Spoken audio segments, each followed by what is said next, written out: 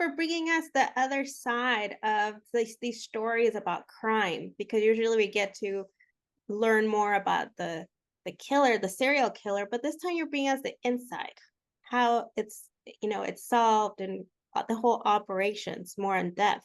And not only that, but a major brain in these problem solvers. Yeah, no, yeah. Thank you so much for pointing that out because I really appreciate you acknowledging that aspect. And that's really insightful because from the outset, the goal was not to create another sensationalized true crime series, but to really think about it from the perspective of the victim, to understand the process of developing profiling, to understand how understanding the victim's perspective was a game changer. And that's what Dr. Burgess really has seen ahead of her time, her entire career. So to be able to tell that in the series was our goal. And I'm so glad that that was the first thing that you mentioned. Yes. What was it like when you first approached her to be a part of making this documentary? Because I had not heard of her and I like diving into these documentaries. Yeah, well, it's not, it's almost by design that you haven't heard of her because Dr. Burgess has really kind of maintained a low profile for much of her career. And this journey really started when Stephen Constantine, who was working at Boston College, where she's a professor, approached her about writing a book. Mindhunter had just come out, and there is a character based on Dr. Burgess in this hit Netflix series. With David Fincher directed. And so, the idea was, well, Dr. Burgess, why aren't you telling your story? And her, for so long, she said, I'm too busy with the work. I don't really have time. But they wrote a book together. He finally convinced her, and it's called Killer by Design. And that was really the blueprint to build the series off of. And I think once the book had been out and she realized actually it was really promoting the work, it was getting people more interested in the work, interested in the victim's perspective.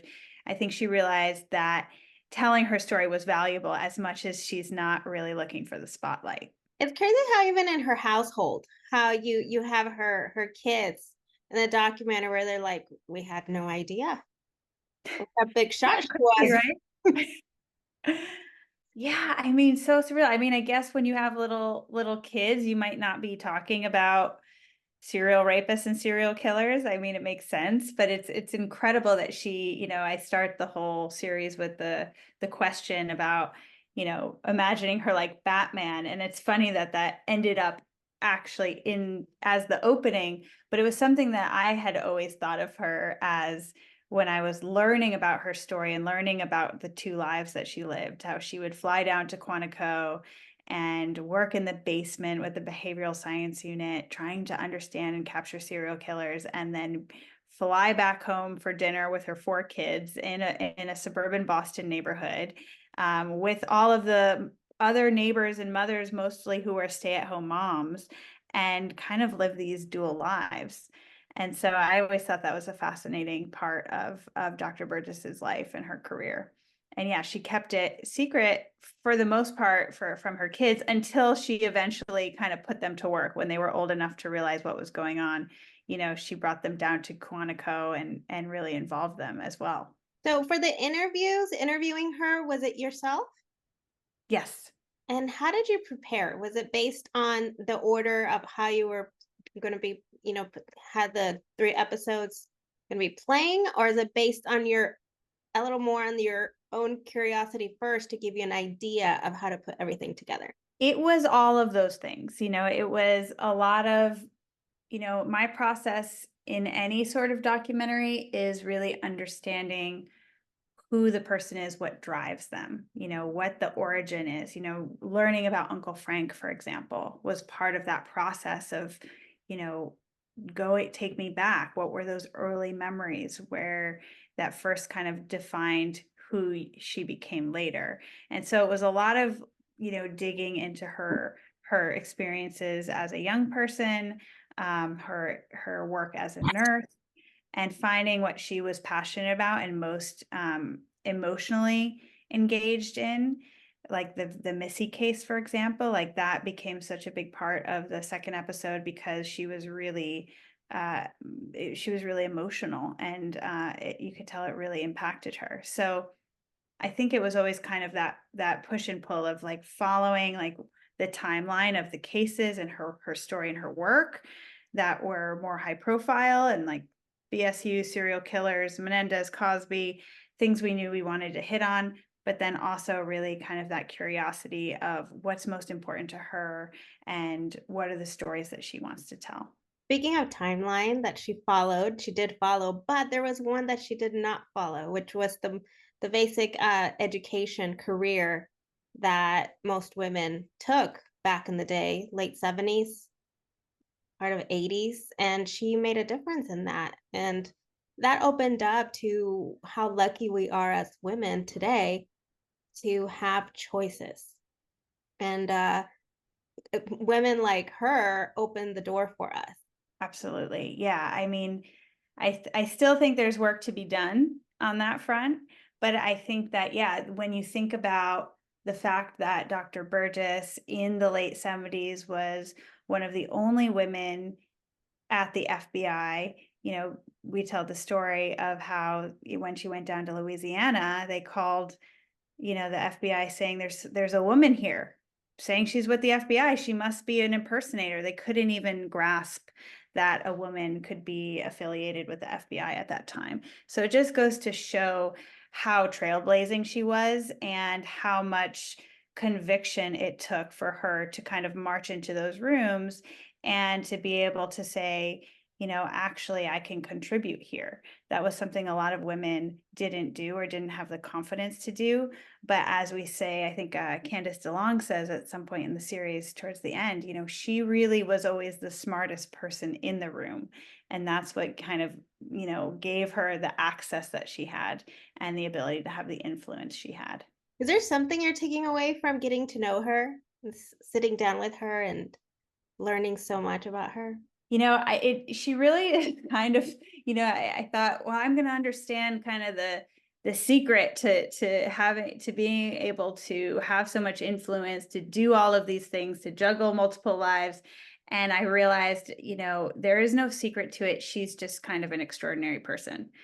She is someone who is always going. She's always trying to think about how to help. Her mind is always working, and her stamina and her her passion for this work was something that I found incredibly inspiring and really special. And the fact that she's going to be 88 this year and she still has 10 cases that she's working on, teaching summer school right now, and then a full course load in the fall, many research projects, and she just doesn't slow down. So that's something I think we can all learn from, is one way to stay young is just keep going.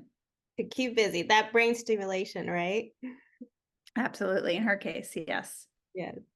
One thing I found really sad was kind of like, I can't say the root of a lot of these these men and these killers, serial killers. But the idea back then was the whole how they would put women that she asked for it. She asked to be raped based on whatever actions. Like there was like this justification. That's insane. I didn't know. I didn't obviously have that's not back in our time, but it's unbelievable. Absolutely unbelievable. And I think that was one of the things that was the most shocking to me, and one thing that I felt like we really needed to tell that story in the series, even though kind of the mandate was like, this is true crime, people are going to be excited to learn about the serial killers and their minds and how she stopped them. And yes, and that's a huge part, obviously, of the series. But the origin story really starts for Dr. Burgess with that original rape study that she did in 1972. I was shocked when she said, yeah, in nursing school. This wasn't just, how men in whatever locker rooms or like conservative men thought about rape and sexual assault. This was actual, like in the curriculum in nursing school, that it was taught that, yeah, women just get over it. It's not that big of a deal. Or, they're drawing it to them by the clothes they wear. They're asking for it. those were the prevailing beliefs. That's when she and Linda Holstrom said, this doesn't add up. The women's movement was happening in the 70s. And even though they couldn't get any funding for the research, they pursued it anyway. And that was the start of a major shift in how we think about rape and sexual assault in this entire country, both in terms of, emergency room care, law enforcement, rape crisis centers, counseling. It really had huge ripple effects. So I was glad we were able to include that in the series. Yeah, that was very upsetting to see. And the fact that you were able to retrieve the footage of these men's words. Ugh. Looking through the archival, we had a great archival producer, Shala, at Campfire Productions, who worked on this. And, she would bring forth all the archival that we said, yeah, we just kind of want to find examples of this that exists in the 70s, if you can find them. And the amount of archival that showed kind of these gendered stereotypes and overt sexism and discrimination and views about rape and sexual assault was astounding to me. Like, it was not hard to find because it was so normalized. So that was, again, shocking, and something that I was glad we were able to include. Well, thank you so much, Abby, for your time. Congratulations with this series that it's very informative, and we need more stories like this because it opens our eyes and to continue making changes. Thank you so much for having me, Nancy. I really appreciate it. Welcome. Thank you. You take care.